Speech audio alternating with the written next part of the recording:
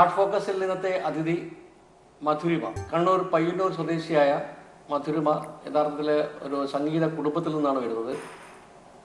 അമ്മ അച്ഛൻ ഒക്കെ തന്നെ പാടും.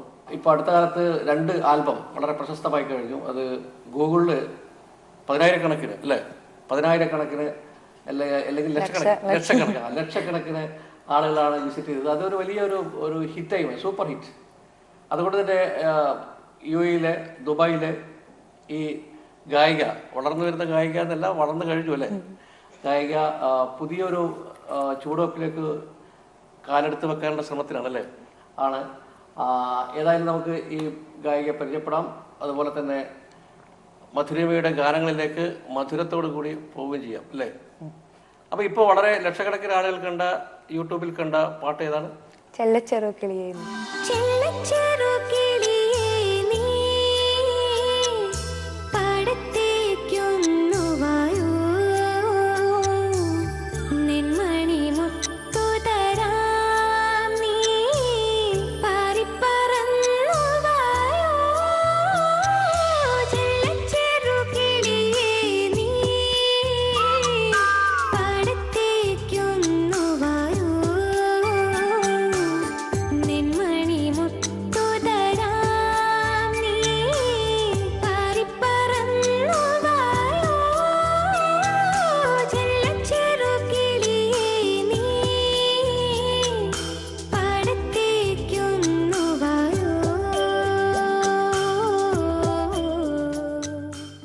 ദുബായ് അവറോൺ സ്കൂളില് 11th പഠിക്കുന്നു. അപ്പോ ഇത് ഈ വരികൾ ആരാ എഴുതിയത്? വരികൾ എഴുതിയത് ബി സീതാലക്ഷ്മി അമ്മ എഴുതിയത്. മ്യൂസിക്കോ? മ്യൂസിക് ഓക്കെ രവിശങ്കർ അങ്കിൾ ചെയ്തു. ഓക്കെ. അപ്പൊ ഇത് ആൽബമായിട്ട് വന്നു അല്ലേ? അപ്പൊ എത്ര ഹിറ്റ് കിട്ടി? കുറെ കിട്ടി. ഓക്കെ. അപ്പോ ഈ സംഗീതം ഏതൊക്കെ പഠിച്ചിട്ടുണ്ട്? ചെറുതാകുമ്പം കുറച്ച് അമ്മ പഠിപ്പിച്ചിട്ടുണ്ട്. പിന്നെ ക്ലാസിക്കൽ പഠിച്ചിട്ടുണ്ടോ? കർണാടിക് കുറച്ച്. ഹിന്ദുസ്ഥാനി പഠിച്ചില്ല? ഹിന്ദുസ്ഥാനി പഠിച്ചിട്ടുണ്ട്. അപ്പൊ ഏതെല്ലാം ഭാഷയിൽ പാടിയിട്ടുണ്ട്? പറ്റുന്ന എല്ലാ ഭാഷയും പാടിയിട്ടുണ്ട്. നല്ല ഭാഷ പാടിയിട്ടുണ്ട് അല്ലേ. അപ്പൊ ഏറ്റവും ഇഷ്ടപ്പെട്ട ഭാഷ ഏതാ? മലയാളം തന്നെ?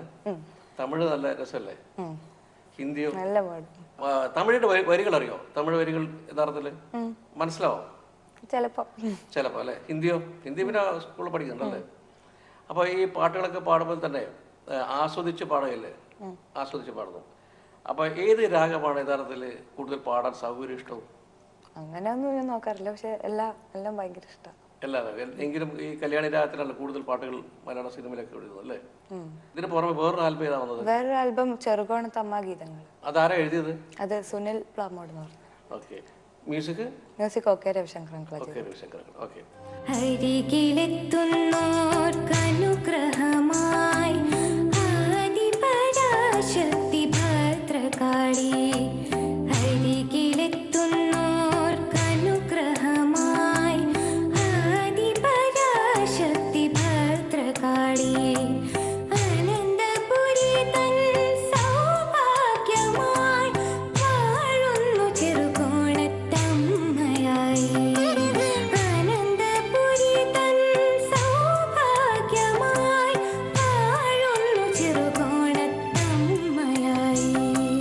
ഭക്തിഗാനങ്ങളടക്കം 3 സംഗീത ആൽബങ്ങൾ, ഓണപ്പാട്ടുകൾ. ഇതിൽ ഓണപ്പാട്ട് ആൽബമായ ഒരു ചെല്ല ചെറുകിളിയെ എന്ന ഗാനം യൂട്യൂബിൽ സൂപ്പർ ഹിറ്റായി. ഏകദേശം 10 ലക്ഷത്തോളം ആസ്വാദകരാണ് ഈ ഗാനം യൂട്യൂബിലൂടെ കേട്ടത്, കണ്ടത്. ഒരു പ്രവാസി ഗായികക്ക് അഭിമാനിക്കാവുന്ന മഹത്തായ നേട്ടം കൂടിയാണിത്. മലയാളം, അറബ് ഭാഷ, പിന്നെ തമിഴ്, ഹിന്ദി അങ്ങനെയൊക്കെ പോയി. അല്ലാതെ വേറെ ഭാഷയിൽ പാടിയിട്ടുണ്ടോ? ഇതില് മറാഠി പാടും, നേപ്പാളി പാടും. നേപ്പാളി ട്രൈ ചെയ്തിട്ടില്ല, നോക്കാം. ഓക്കെ. സംസ്കൃതം അറിയോ? പാട്ടറിയാം. സംസ്കൃതത്തിൽ പാടിയിട്ടുണ്ടോ? ഒരു പാട്ട് പാടും. അപ്പൊ അതും ആ മേഖലയിൽ കൈവച്ചല്ലേ, സംസ്കൃത ഭാഷയിലും. ഈ ഭാഷ പഠിക്കാൻ വേണ്ടി ശ്രമിച്ചിട്ടുണ്ടോ? ഇല്ല അല്ലേ. ഏത് മൂവിയാ സാധാരണ കാണാറ്? മലയാളം, ഹിന്ദി, തമിഴ്. ഏത് മൂവിയാണ് ഇഷ്ടം? അങ്ങനെയൊന്നുമില്ല, മൂവി അങ്ങനെ ഭയങ്കരമായിട്ട് ഇഷ്ടമൊന്നുമില്ല. ഓക്കെ. സിനിമയിൽ പാടാൻ താല്പര്യവും അതിലേക്ക് പ്രവേശിക്കാനുള്ള താല്പര്യം ഉണ്ടോ? താല്പര്യം വരുമായിരിക്കും. ഓക്കെ. അപ്പൊ നമുക്ക് സംസ്കൃതത്തിൽ ഒരു പാട്ടാവും അല്ലേ?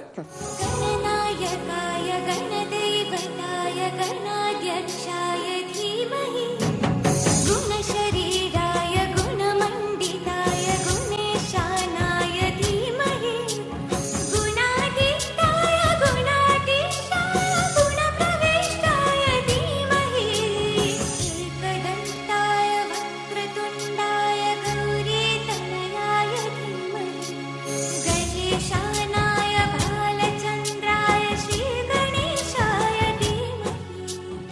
എന്തൊക്കെയാണ് അടുത്ത പരിപാടി, പ്രൊജക്ട് എന്തൊക്കെയാണ്? ഇനി ഒരു ആൽബം കൂടെ റിലീസ് ആവാൻ ഇരിക്കുന്നുണ്ട്. അത് അതിൽ പി ജയചന്ദ്രൻ സാറിൻ്റെ കൂടെ ഒരു ഡ്യുവറ്റ് പാടിയിട്ടുണ്ട്. അത് ഗംഭീരല്ലേ? അതിൻ്റെ വരികൾ എഴുതിയത് കൈതപ്രം ദാമോദരൻ നമ്പൂതിരി എഴുതിയിട്ടുണ്ട്.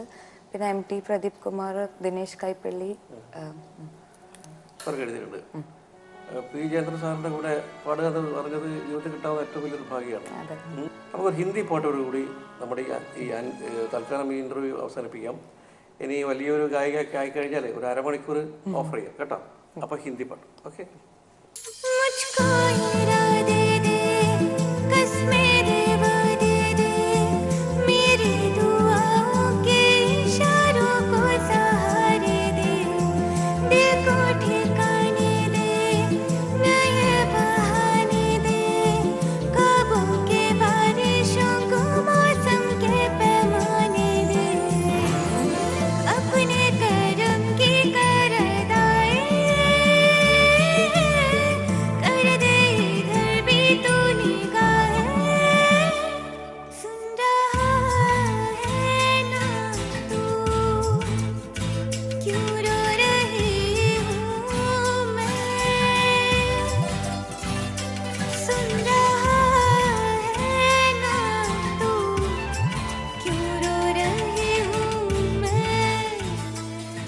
ഭക്തിഗാനങ്ങളും ക്ലാസിക്കൽ സംഗീതവുമായി ഗാനാലാപനത്തിൻ്റെ ഉന്നത പടവുകൾ കയറുന്ന മധുരിമ മലയാളത്തിലെ മഹാനായ ഗായകൻ പി ജയേന്ദ്രനോടൊപ്പം മനോജ് കെ ജയനോടൊപ്പം പാടുന്നു. യുഎയിലെ വിവിധ വേദികളിലെ നിറസാന്നിധ്യം കൂടിയാണ് പ്രവാസികളുടെ ഈ സ്വന്തം ഗായിക. ധാരാളം ഷോർട്ട് ഫിലിമുകളും ഡോക്യുമെൻ്ററികളും ഗൾഫ് പ്രവാസികളിൽ നിന്നും ഉണ്ടാവുന്നു. ഇത് ഞങ്ങൾ പ്രോത്സാഹിപ്പിക്കുകയും ചെയ്യുന്നു. കാരണം ഗൾഫ് പ്രവാസികളെ സംബന്ധിച്ചിടത്തോളം തങ്ങളുടെ കഴിവുകൾ പുറത്തെടുക്കാനുള്ള ഏത് അവസരവും കിട്ടുമ്പോൾ ഗൾഫ് ഫോക്കസിലൂടെ അത് അംഗീകാരം നൽകേണ്ടതുണ്ട്. അതുകൊണ്ട് തന്നെ ഞങ്ങൾ ഈ എപ്പിസോഡിൽ ഒരു ഷോർട്ട് ഫിലിം സംവിധായകനെ പരിചയപ്പെടുത്തുകയാണ്. ഷോർട്ട് ഫിലിമിനെ കുറിച്ചും പ്രതിപാദിക്കുകയാണ്. റോഡുകളിൽ അമിത വേഗവും അശ്രദ്ധ മൂലവും ഉണ്ടാകുന്ന അപകടങ്ങൾക്കെതിരെയുള്ള ബോധവൽക്കരണമായാണ് അതിവേഗം ബഹുദൂരം എന്ന ഹ്രസ്വചിത്രം ഒരുക്കിയിരിക്കുന്നത്. വാഹനമോടിക്കുന്നവർ കാണിക്കുന്ന അശ്രദ്ധ എങ്ങനെ അവർക്കും മറ്റുള്ളവർക്കും ഒരു ദുരന്തമായി മാറുന്നു എന്ന് കാണിക്കുകയാണ് ഈ ചിത്രത്തിൽ. ഈ ഷോർട്ട് ഫിലിം എന്നതുകൊണ്ട് നമ്മൾ ഉദ്ദേശിക്കുന്നത് അശ്രദ്ധയെ പ്രധാന വിഷയമാക്കി അവതരിപ്പിക്കുകയാണ് നമ്മൾ ചെയ്യുന്നത്. എന്ത് പറഞ്ഞാലും ശ്രദ്ധിക്കാതെ, അത് മൈൻഡ് ചെയ്യാതെ അഹങ്കാരത്തോടുകൂടി ജീവിക്കുന്ന കുറച്ച് ചെറുപ്പക്കാരുടെ കഥയാണ്. അവരുടെ ഒരു അശ്രദ്ധ മൂലം ഒരു കുടുംബത്തിനും അവർക്കും ഉണ്ടാകുന്ന ദുരന്തങ്ങളെയാണ് ഞാൻ ഈ സിനിമയോടെ പറയാൻ ഉദ്ദേശിക്കുന്നത്.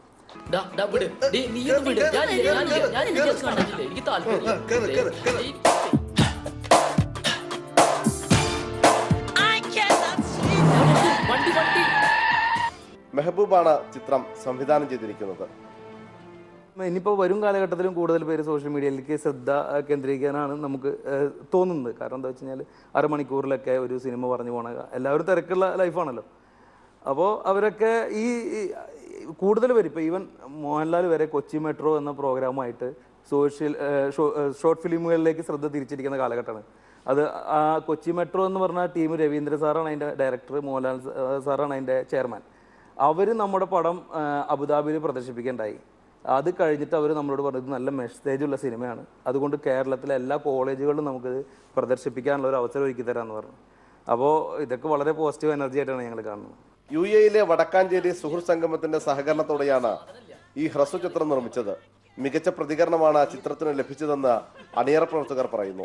ഇതിൻ്റെ ഡയറക്ടറായ മിസ്റ്റർ മെഹബൂബ് വന്നിട്ട് ഇതിൻ്റെ ഒരു ത്രെഡ് നമ്മുടെ അടുത്ത് പറഞ്ഞപ്പോൾ തീർച്ചയായിട്ടും ഇതൊരു സോഷ്യൽ മെസ്സേജ് ഉള്ളതാണ്, ആൾക്കാരുടെ ഇടയിൽ എത്തിക്കേണ്ട ഒരു സംഭവമാണെന്നുള്ളത് മനസ്സിലാക്കിക്കൊണ്ട് തന്നെ മെഹബൂബിൻ്റെ അടുത്ത് പറഞ്ഞു, ഓക്കെ നമുക്കൊരു കാര്യം ചെയ്യാം, ഇത് നമ്മുടെ കൂട്ടായ്മ തന്നെ, നമുക്ക് വടക്കാഞ്ചേരി സുഹൃത്ത് സംഘം നമ്മുടെ കൂട്ടായ്മ തന്നെ നമുക്കിത് ഏറ്റെടുത്തിട്ട് നമുക്ക് ചെയ്യാം എന്ന് പറഞ്ഞിട്ടാണ് നമ്മളത് കണ്ടിന്യൂ ചെയ്യുന്നത്.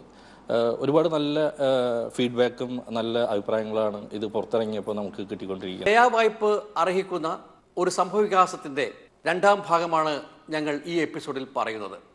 ഇതിനു മുമ്പ് ദയനീയത തടം കെട്ടി നിൽക്കുന്ന ഈ കഥയുടെ ഒരു ഭാഗം ഞങ്ങൾ ഗൾഫ് ഫോക്കസിലൂടെ ടെലികാസ്റ്റ് ചെയ്തിരുന്നു. തൃത്താല സ്വദേശി മൂസക്കുട്ടിയുടെ ജീവിത ദുരന്തം, ആശുപത്രിയിൽ നിന്നുള്ള അവസ്ഥയ്ക്ക് ശേഷമുള്ള മൂസക്കുട്ടിയുടെ ഇപ്പോഴത്തെ ജീവിതം, അതാണ് ഈ എപ്പിസോഡിൽ ഞങ്ങൾ പറയുന്നത്. തീർത്താലും തീരാത്ത കടബാധ്യതകളുടെ ഇരകളിൽ ഒരാൾ. വളരെ ചെറിയ നിലയിൽ നിന്നും വ്യാപാര ശൃംഖല സ്ഥാപിച്ച ഒരു പ്രവാസി മലയാളിയാണ് തൃത്താല സ്വദേശി മൂസക്കുട്ടി. 1994 അബുദാബിയിലെത്തി ഓഫീസ് ബോയിയായി ജോലി തുടങ്ങി. പിന്നീട് മിഡിൽ ഈസ്റ്റ് ട്രേഡിംഗ് എന്ന സ്ഥാപനം വളർത്തി വലുതാക്കി കോടീശ്വരനായി. 2003 മൂസക്കുട്ടി അബുദാബിയിൽ നിന്നും റാസൽ ഖൈമയിൽ എത്തിയത്. സ്വന്തമായ ബിസിനസ് തുടങ്ങിയതും സിമന്റ് ഉൾപ്പെടെയുള്ള കെട്ടിട നിർമ്മാണ വസ്തുക്കളുടെ വ്യാപാരം മൂസക്കുട്ടിയെ പെട്ടെന്ന് സമ്പന്നനാക്കി. അറിയപ്പെടുന്ന വ്യവസായിയായി ഉയർന്നു. യുവയുടെ വളർച്ചയ്ക്കൊപ്പം മൂസക്കുട്ടിയും വളർന്നു വലുതായി. തുടർച്ചയായ ചെക്ക് കേസുകളും ജയിൽ വാസവുമായി വർഷങ്ങളോളം ദുരന്തങ്ങളെ നേരിട്ടു. ജീവിതത്തിൽ നിന്നും കരകയറാൻ ശ്രമിക്കുമ്പോൾ വിധി വൈപരീത്യം. പാതി ജീവിതം ബാക്കിയാക്കി പക്ഷാഘാതം. നാട്ടിൽ ചെന്ന് ഭാര്യയും മക്കളെയും കണ്ടിട്ട് 11 വർഷമായി. കടബാധ്യതകളുടെ ഊരാക്കുടുക്കിൽ തളർന്നു വീണ മൂസക്കുട്ടിക്ക് ഇനി എങ്ങനെ മുന്നോട്ട് പോകും എന്നറിയില്ല. മുന്നിൽ പ്രതീക്ഷകളൊന്നുമില്ലതാനും. അത് നമ്മളെ കമ്പനിയിൽ നിന്ന് ഒരു സുപ്രഭാതത്തിൽ വന്ന് പറഞ്ഞു, ഇനി കടയിലേക്ക് വരാൻ പറ്റില്ല എന്ന് പറഞ്ഞിട്ട് എന്നെയും എൻ്റെ ഒരു അനിയനുണ്ടായിരുന്നു, അവന് കടയിലേക്ക് കയറ്റിയില്ല. അപ്പോൾ എൻ്റെ കയ്യിൽ ഒരുപാട് സ്വത്തുണ്ട് എന്നുള്ള ഒരു തെറ്റിദ്ധാരണ. കാരണം കുറേ പരസ്യമായ ഒക്കെ കണ്ടിട്ട് നമുക്ക് തോന്നിയിട്ട് നമ്മളെ കടയിൽ നിന്ന് പുറത്താക്കി.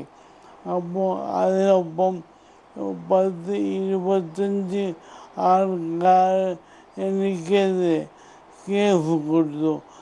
കാരണം അവർ കടയിൽ നിന്ന് സപ്ലൈയാണ്, അവർക്ക് അതിൻ്റെ സമയമാകുമ്പോൾ അതിൻ്റെ പൈസ വേണം.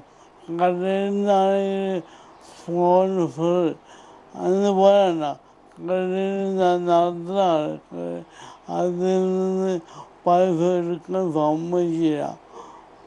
അങ്ങനെ അപ്പൂപ്പനാണ് ഒരു താഴ്ചയുണ്ടായത്. ഔദ്യോഗിക രേഖപ്രകാരം മിഡിൽ ഈസ്റ്റ് ട്രേഡിംഗിൽ 51% ഉടമസ്ഥതയുള്ള സ്പോൺസർ എന്തോ ചില കാരണങ്ങളാൽ സ്ഥാപനത്തിന്റെ നിയന്ത്രണം ഏറ്റെടുത്തു. അതോടെ മൂസക്കുട്ടിയുടെ വളർച്ച ഇടിഞ്ഞു വീഴാനും തുടങ്ങി. വിതരണക്കാർക്ക് കമ്പനി നൽകാനുള്ള പണത്തിന് നൽകിയ ചെക്കുകൾ ഒപ്പുവെച്ചത് മൂസക്കുട്ടിയായിരുന്നു. കമ്പനിയുടെ ചെക്കുകൾ മടങ്ങാൻ തുടങ്ങി. മൂസക്കുട്ടി നാട്ടിൽ പോയിട്ട് 11 വർഷമായി. നിരവധി ചെക്ക് കേസുകളിൽ ശിക്ഷിക്കപ്പെട്ട് ജയിലിലായ മൂസക്കുട്ടി 15 ലക്ഷം ദിർഹം സ്പോൺസർക്ക് നൽകാനുണ്ട്. ഇത് കോടതി വിധിയാണ്. 2015 വരെ അങ്ങനെ മൂസക്കുട്ടി വീണ്ടും ജയിലിലായി. ഗൾഫ് മേഖലയിലെ മറ്റു രാജ്യങ്ങളിലേക്ക് മാത്രമല്ല, ജിബൂട്ടി തുടങ്ങിയ ആഫ്രിക്കൻ രാജ്യങ്ങളിലേക്കും മിഡിൽ ഈസ്റ്റ് ട്രേഡിംഗ് എന്ന മൂസക്കുട്ടിയുടെ സ്ഥാപനം വളർന്നു. സ്ക്രാപ്പ്, മത്സ്യവ്യാപാരം മേഖലകളിലായി ബിസിനസ് പടർന്നു കയറി. അറിയപ്പെടുന്ന പ്രവാസി ബിസിനസ്സുകാരനായി മൂസക്കുട്ടി മാറി. എന്നാൽ ചീട്ട് കൊട്ടാരം പോലെയാണ് മൂസക്കുട്ടിയുടെ വാണിജ്യ ജീവിതം തകർന്നു വീണത്. 2015 മൂസക്കുട്ടി ജയിൽ മോചിതനായപ്പോൾ തീർത്തും ദരിദ്രനായി മാറിയിരുന്നു. ഒരു കോടീശ്വരന്റെ പതനം. 23 ആൾക്കാർ കേസ് കൊടുത്തു. അതിന് 22 ആൾക്കാരും ആ കേസ് പിൻവലിച്ചു. കാരണം അവർക്ക് തോന്നി കുറേ ആൾക്കാർ നാട്ടിലുണ്ടായിരുന്ന സ്വത്തും ഇതെല്ലാം കൊണ്ടുവന്ന് പൈസ കൊണ്ടുവന്നു. കുറേ ഞങ്ങൾ സെറ്റ് ചെയ്തു. കുറേ ആൾക്കാരോട് നമ്മൾ പറഞ്ഞു ഞങ്ങൾ സെറ്റ് ചെയ്യാം, ഇപ്പോൾ ഒന്നും ചെയ്യാൻ പറ്റില്ല, ഇങ്ങനെ ഉണ്ടായതാണ്. അപ്പോൾ അവരെന്നെ കേസ് കൊടുത്തവരെന്നെ പിൻവലിച്ചു. കാരണം ആദ്യം പ്രഷർ കൊണ്ട് കേസ് കൊടുത്തതാണ്. കേസ് കൊടുത്താൽ ഞാൻ പൈസ കൊണ്ടുവരും, എന്നിട്ട് ഞാൻ സെറ്റ് ചെയ്യും എന്നുള്ള ധാരണ കൊണ്ട് കേസ് കൊടുത്തു പോയതാണ്. അങ്ങനെ ഓരോരുത്തരും പിൻവലിയാൻ 1.5 കൊല്ലം പിടിച്ചു. അങ്ങനെ എല്ലാവരും 22 പേരും പിൻവലിച്ചു.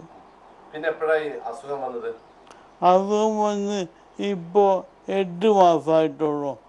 അപ്പോൾ ഈ പ്രഷർ മുന്നേ തന്നെ ഉണ്ടായിരുന്നു. മുന്നും ചെറുതായിട്ട് ഇതേപോലെ പ്രഷർ തലക്കടിച്ചിട്ട് എനിക്ക് കോമായതാണ്. അത് പെട്ടെന്ന് മാറി. പക്ഷേ ഇപ്പോൾ സംഭവിച്ച് കുറച്ച് ഓവറായിട്ട് ഈ പ്രഷർ തല കയറിയിട്ട് ഇതാക്കി. എനിക്ക് ആരത്തേക്കും ഒരിക്കലുണ്ടായിട്ടുണ്ട്. അതൊക്കെ ഞാൻ ഉറങ്ങുമ്പോഴാണ്, അവിടെ അറിഞ്ഞിട്ടില്ല. പക്ഷെ ചെക്ക് ചെയ്തപ്പോൾ ആരത്തേക്ക് ഉണ്ടായി, അങ്ങനെ അതിൽ നിന്ന് രക്ഷപ്പെട്ടു. പിന്നെ ഒരു ഗവൺമെൻറ് അതിൽ നിന്ന് രക്ഷപ്പെട്ടു. ഇപ്പോൾ കുട്ടി ഓവറായിട്ട് ഈ വലുതും തളർന്നു പോയി. കമ്പനിയുടെ ചെക്കുകൾ വിതരണക്കാരുടെ ബാങ്കുകളിൽ നിന്നും പണമില്ലാത്തതിനാൽ തിരിച്ചു വന്ന് തുടങ്ങി. അതോടെ കമ്പനിയെക്കുറിച്ചുള്ള ബിസിനസ് മേഖലയിലെ വിശ്വാസ്യത തകർന്നു വീണു. വണ്ടിച്ചെക്ക് കേസുകളിൽ മൂസക്കുട്ടി പ്രതിയായി. കമ്പനിക്ക് കിട്ടാനുള്ള ചെക്കുകൾ മൂസക്കുട്ടിയുടെ അക്കൗണ്ടിൽ വന്നതുമില്ല. സാമ്പത്തിക കേസ് തുടർച്ചയായി വന്നു. 4 തവണയായി 6 വർഷം മൂസക്കുട്ടി ജയിലിൽ കിടന്നു. ഇതിനിടയിൽ ഭാര്യയെയും മക്കളെയും ഗത്യന്തരമില്ലാതെ ഗൾഫിൽ നിന്നും നാട്ടിലേക്ക് തിരിച്ചയക്കേണ്ടി വന്നു. ഏകദേശം 9 ലക്ഷം ദിർഹംസിൻ്റെ ബാധ്യത ഉണ്ടായിരുന്നു. ബാങ്ക് ആദ്യം പ്രശ്നമൊന്നും ഉണ്ടാക്കിയിട്ടുണ്ടായിരുന്നില്ല. സുപ്രഭാതത്തിൽ വന്ന് പെട്ടെന്ന് ആ ബാങ്കിൻ്റെ ആ ബാധ്യത തീർക്കണമെന്ന് പറഞ്ഞു. അപ്പോൾ അത് പെട്ടെന്ന് തീർക്കാൻ പറ്റാത്ത ഒരു സാഹചര്യം അന്നുണ്ടായിരുന്നു. കാരണം മാർക്കറ്റിൽ ഒരുപാട് 5-8 ലക്ഷം ദിർഹംസ് മാർക്കറ്റിൽ കിട്ടാണ്ടായിരുന്നു. പക്ഷെ അതുപോലെ ഷോപ്പിൽ ഒരുപാട് സ്റ്റോക്കായിട്ട് വേറെ ഉണ്ടായിരുന്നു. അപ്പോൾ പറഞ്ഞു ഈ പൈസയൊക്കെ എവിടെയെന്ന് ചോദിച്ചപ്പോൾ പറഞ്ഞു അങ്ങനെ മാർക്കറ്റിൽ കിട്ടാണ്ട് എന്ന് പറഞ്ഞപ്പോൾ അദ്ദേഹം പറഞ്ഞു അതൊന്നുമല്ല, നിൻ്റെ പൈസ കുറേ അവിടെ ഇവിടെയൊക്കെ ആയിട്ട് ഇൻവെസ്റ്റ് ചെയ്തിട്ടുണ്ട്. ഈ ഇപ്പോൾ മാർക്കറ്റിൽ നിന്ന് കിട്ടാനുള്ള പൈസ ഒക്കെ ലാഭമാണ്, ഇവിടെ പൈസ എല്ലാം കൊണ്ടുവരണം എന്ന് പറഞ്ഞു. നഷ്ടപ്പെട്ടതിനെക്കുറിച്ച് ചിന്തിക്കാതെ ആത്മവിശ്വാസം കൈവിടാതെ മൂസക്കുട്ടി മുന്നോട്ടേക്ക് പ്രയാണം ആരംഭിക്കുമ്പോൾ ഒരു പാർട്ട്ണറുമായി ചേർന്ന് പുതിയ വ്യാപാരം തുടങ്ങാനിരിക്കെ ഇക്കഴിഞ്ഞ മാർച്ച് 17-ാം തീയതി അത് സംഭവിച്ചു. പക്ഷാഘാതത്തിൻ്റെ പിടിയിലായി. വലതുവശം തളർന്നു. ജീവിതം ഇരുട്ടിലായി. ആശുപത്രി കിടക്കുകളിൽ നിസ്സഹായരായി കിടന്ന ദിനരാത്രങ്ങൾ, ദിവസങ്ങളല്ല മാസങ്ങൾ തന്നെ ഷാർജ, കുവൈറ്റ് ആശുപത്രിയിൽ മൂസക്കുട്ടി നിസ്സഹായനായി കിടന്നു. പരസഹായമില്ലാതെ ഒന്നിനും കഴിയാത്ത അവസ്ഥയിൽ. സംസാരശേഷി നഷ്ടപ്പെട്ടു. ആരും കൂടെ ഉണ്ടായിരുന്നില്ല. നാട്ടിൽ നിന്നും വിസിറ്റിന് വന്ന സഹോദരൻ ഹൈദർ മാത്രം സഹായി. ഇപ്പോൾ മൂസക്കുട്ടി കഴിയുന്നത് ഷാർജ ഇന്ത്യൻ അസോസിയേഷൻ നൽകിയ സഹായം കൊണ്ട് മാത്രം. കുടുംബമാണെങ്കിൽ വാടക വീട്ടിൽ. മകളുടെ കല്യാണം നടക്കാനുണ്ട്. 2 മക്കൾ പഠിക്കുന്നു. മൂസക്കുട്ടി ഇതാ ഇങ്ങനെ. 3 തവണയായി സന്ദർശക വിസയിലെത്തിയ സഹോദരൻ ഹൈദറിന്റെ ഒടുവിലത്തെ വിസയുടെ കാലാവധി ഈ മാസം 30-ന് അവസാനിക്കും. പിന്നെ മൂസക്കുട്ടിക്ക് തുണയായി ആരുമുണ്ടാവില്ല. പക്ഷാഘാതത്തിൻ്റെ ദുരിതത്തിൽ നിന്ന് മറ്റൊരാളുടെ സഹായമില്ലാതെ ഒന്നും ചെയ്യാൻ കഴിയാത്ത മൂസക്കുട്ടി നിസ്സഹായതയുടെ ഇരുട്ടിലേക്ക് മാറുകയാണ്. ഞാൻ ഇപ്പോൾ നാട്ടിൽ നിന്ന് വന്നതാണ്. 3 തവണയായി വിസിറ്റ് എടുത്ത് വരുന്നത്. ഇപ്പോൾ 3ാമത്തെ തവണയാണ്. ഇപ്പോൾ നവംബർ 30-നുള്ളിൽ വീണ്ടും നാട്ടിൽ പോകണം. ഒരാളില്ലാത്തൊരു സാഹചര്യം ഇപ്പോൾ അവൻ്റെ വിഷമം കണ്ടിട്ട് വന്നതാണ്. അപ്പോൾ ഇനി അവനക്ക് നാട്ടിൽ പോകണമെന്നുണ്ടെങ്കിൽ ഈ സ്പോൺസർ ഈ ജ്യേഷ്ഠനെതിരായിട്ടുള്ള ട്രാവൽ ബാൻ നീക്കം ചെയ്യണം. നാട്ടിലേക്ക് പോകാൻ ഇന്ത്യൻ കോൺസുലേറ്റ് അനുമതി പത്രം നൽകി കഴിഞ്ഞു, എമർജൻസി സർട്ടിഫിക്കറ്റ്. പക്ഷേ കോടതി വിധി പ്രകാരം സ്പോൺസർക്ക് 15 ലക്ഷം ദിർഹം നൽകിയാലേ മൂസക്കുട്ടിക്ക് നാട്ടിലേക്ക് പോകാൻ കഴിയുകയുള്ളൂ. ഇതിൻ്റെ ജയിൽ ശിക്ഷ കഴിഞ്ഞു. പക്ഷേ തുക കൊടുത്തിട്ടില്ല. കോടതി വിധിയാണ്, കൊടുത്തേ പറ്റൂ. ഇതൊരു സങ്കീർണമായ പ്രശ്നം തന്നെയാണ്. സഹോദരൻ ഹൈദർ നാട്ടിലേക്ക് പോയാൽ പിന്നെ മൂസക്കുട്ടി എങ്ങനെ ജീവിക്കും? 15 ലക്ഷം ദിർഹം, ഏകദേശം 2.25 കോടി രൂപ എങ്ങനെയാണ് മൂസക്കുട്ടി സ്പോൺസർക്ക് നൽകുക? ഈ തുക നൽകിയാലേ മൂസക്കുട്ടിക്ക് UAE-യിൽ നിന്നും നാട്ടിലേക്ക് പോകാൻ പറ്റുകയുള്ളൂ. എൻ്റെ ഓമത്തിന് കൊടുക്കാൻ ഒരു നിവൃത്തിയില്ല. 7 ലക്ഷം എന്ന് പറഞ്ഞ് അന്ന് തന്നെ ഓരോ കേസ് 1 ലക്ഷത്തിൻ്റെയും 2 ലക്ഷത്തിൻ്റെയും 50,000 കേസുകളുണ്ട്. അതെന്നെ കൊടുക്കാൻ പറ്റായിട്ടാണ്. ആ പറ്റാത്ത ഞാൻ എങ്ങനെ 7 ലക്ഷം കൊടുക്കും? ഇതാണ് വസ്തുത. മൂസക്കുട്ടിയുടെ ദുരന്തത്തിന് സ്വയം ഉത്തരവാദിയാണോ മൂസക്കുട്ടി, അതോ മറ്റാരെങ്കിലുമാണോ ഇതിന് പിന്നിലുള്ളത്? ഇത് ചോദ്യമാണ്. പക്ഷേ ഒരു പ്രവാസി മലയാളി 11 വർഷമായി നാട്ടിൽ പോകാതെ ഒടുവിൽ പക്ഷാഘാതത്തിൽ നിസ്സഹായനായി കഴിയുന്ന അവസ്ഥ ഉണ്ടാകുമ്പോൾ എന്തുകൊണ്ട് ഇത് സംഭവിച്ചു എന്ന കാര്യം അന്വേഷിക്കേണ്ടതുണ്ട്. മൂസക്കുട്ടിയുടെ വ്യാപാര ജീവിതം ഒരു ചൂണ്ടുപലകയായി പ്രവാസി മലയാളികൾക്ക് മാറേണ്ടതുണ്ട്. 51% മറ്റൊരാൾക്ക് നൽകപ്പെടാനുള്ള അവസ്ഥയിൽ, ചെക്കുകൾ മടങ്ങിയാലുള്ള പ്രതിസന്ധിയിൽ എല്ലാം ശ്രദ്ധയോടെ വേണം എന്ന മുന്നറിയിപ്പാണ് മൂസക്കുട്ടിയുടെ ജീവിതം നമുക്ക് നൽകുന്നത്. പല കാര്യങ്ങളും നിസ്സാരമായി കാണുമ്പോഴാണ് പലതും ഗൗരവമായ പിഴവുകളായി പരിണമിക്കുന്നത്. ഉദാഹരണമായി മൊബൈൽ സിം കാർഡുകൾ. സ്വന്തം പേരിൽ സ്വന്തം പാസ്പോർട്ടിൻ്റെയോ അതത് രാജ്യങ്ങളിലെ ഔദ്യോഗിക തിരിച്ചറിയൽ കാർഡുകളുടെയോ കോപ്പി നൽകിക്കൊണ്ട് വാങ്ങുന്ന സിം കാർഡ് യഥാവിധം കൈകാര്യം ചെയ്തില്ലെങ്കിൽ ഉണ്ടാവുന്ന അപകടം നാം അറിയാതെ പോകുന്നു. മൊബൈൽ സിം കാർഡ് നഷ്ടപ്പെട്ടാൽ അത് ലഭിച്ചയാൾ ഓരോ കുറ്റകൃത്യവും ചെയ്യുന്ന കുറ്റകൃത്യങ്ങൾക്കൊക്കെ ഉത്തരവാദികളാവുന്നത് സിം കാർഡിൻ്റെ ഉടമയാണ്. ഭീഷണിപ്പെടുത്തൽ തൊട്ട് രാജ്യദ്രോഹ കുറ്റം വരെ ചില ക്രിമിനലുകൾ ഇത്തരം സിം കാർഡുകൾ ഉപയോഗിച്ച് ദുരുപയോഗം ചെയ്തുകൊണ്ട് ചെയ്യാനുള്ള സാധ്യത ഏറെയാണ്. മറ്റൊരു ഗൾഫ് രാജ്യത്തു നിന്നും കൊണ്ടുവരുന്ന സിം കാർഡിലൂടെയും അവസ്ഥ ഇതുതന്നെയാണ്. അതുകൊണ്ട് തന്നെ ഏത് സിം കാർഡും നഷ്ടപ്പെട്ടാൽ ഉടൻ ബന്ധപ്പെട്ടവരെ അറിയിച്ച് അത് ബ്ലോക്ക് ചെയ്യേണ്ടതാണ്. ഇപ്പോഴത്തെ കാലഘട്ടത്തിൽ ഇതൊക്കെ പ്രധാനപ്പെട്ട കാര്യങ്ങൾ തന്നെയാണ്. ഗൾഫ് ഫോക്കസ് അടുത്ത ആഴ്ച വീണ്ടും കാണാം. നമസ്കാരം.